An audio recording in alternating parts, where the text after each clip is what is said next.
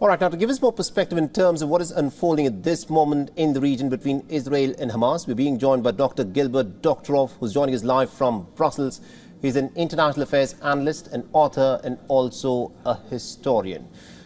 Now, Dr. Doctorow, this is a critical moment in the conflict that has broken out between Israel and Hamas. As we speak at this moment, the United Nations has warned there is a humanitarian disaster that is unfolding. On the other hand, the Israelis are planning for a ground invasion, and there are countries that are looking to try and create conditions for a ceasefire. What do you expect to happen in the next 24 hours?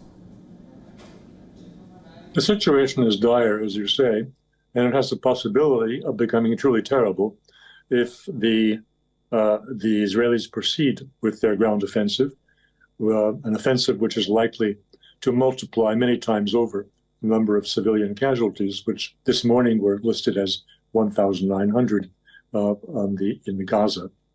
The question mark is, what is the trigger point? At what point will Hezbollah move beyond these token firing of artillery into Israel and do what they're really capable of doing? Right. They are said to have 100,000 missiles that can penetrate Israeli defenses, overwhelm them, and that takes us to a wholly different level of war. You know, we've seen Anthony Blinken and we've also seen Lloyd Austin. They are there in the region. Anthony Blinken has been meeting with the leaders in the Gulf nations, and he's been bolstering support for what needs to be done and to try and bring down the temperature. Do you think at this moment, considering what Hezbollah has done so far, that Hezbollah would risk getting involved in this crisis? The United States has moved an aircraft carrier force into the area with the intent to frighten Hezbollah and to ensure that they not intervene. Absolutely. However, that is ignoring the reality that these people cannot be frightened. The United States is now exhibiting the same hubris that Israel, the government of Netanyahu, exhibited prior to October 7th. That is what got them into this mess. They were too self-confident. They didn't believe that the opposition, that their opponents or their enemies could possibly do them any harm, that everything was under control. So it is with the American task force and the aircraft carrier. They all can be sunk. We are no longer in the 19th century where gunboat diplomacy, such as the U.S. is exhibiting right now, is an answer that cannot be challenged with military force that is destructive. Absolutely. And also my last question to you, sir, is this. At this moment, we're given to understand that at least about 130 to 150 Israeli captives are in the custody of Hamas.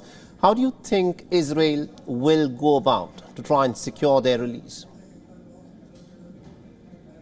Certainly not by doing what they're doing now. The ease with which Hamas can solve that problem by their execution, if it is imminently threatened with death itself, is so obvious.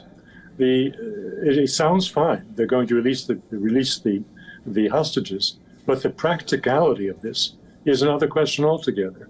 The Israelis have made raids. That is what they've done in the last 24 hours. And they say that they have entered the tunnels, because the whole city of Gaza is one big tunnel network. And how they're going to find the keepers of the hostages is imponderable. If intelligence by Israel was so poor going into October 7th, it's hard to believe that their intelligence has improved in the last 3 or 4 days.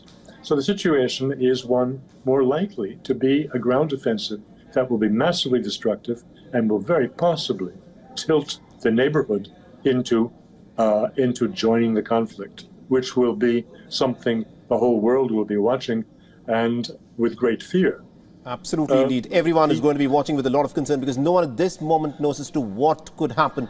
Dr. Doctorow, just before we let you go, how do you think this crisis could get resolved? Because at this moment, both sides seem to have entrenched positions. The Israelis have made it abundantly clear that the only way they see victory in this crisis is if Hamas is defeated. But do you think that is likely to happen here?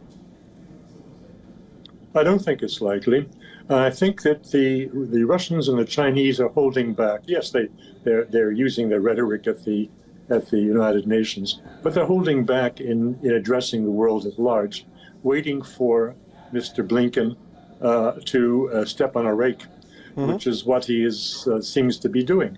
When the United States finds itself with no solutions, and that may take a day or two, then I think these powers, the Chinese and the Russians, will come forward with a much louder demand for a ceasefire that will be hard to ignore. Absolutely. Thank you very much indeed, Dr. Doctorow, for joining us from Brussels and getting us those insights then. My pleasure.